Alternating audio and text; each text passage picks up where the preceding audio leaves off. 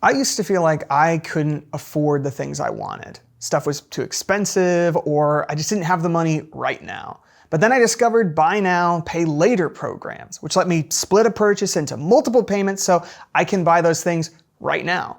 And it's changed my life, honestly. It's how I can afford all this stuff. Like these headphones, got this VR headset. I don't even have to live in this reality anymore. I'm just somewhere else. Professionally folded origami made by a master papercraft artisan. Look at that crease. It's a butterfly.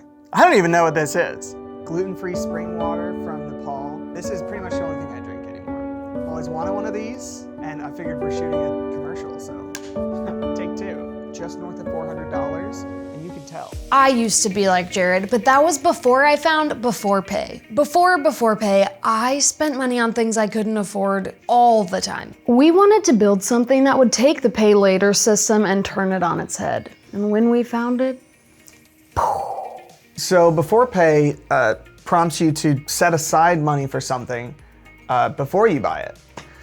It's actually a lot like saving. and it's so easy to use. Whenever I see something I want to buy, instead of throwing it in my cart and using a pay later program, I just tell BeforePay how much it costs, and it tells me how much money to save each week until I'm ready to afford it. Customers can't get enough of this new feature. Honestly, I was pretty confused when they asked me to design this because it seems like it's just save. Who knew that waiting to buy something until you have the money to afford it would make such a difference? It's not often you hit on something this revolutionary. I mean, it's saving.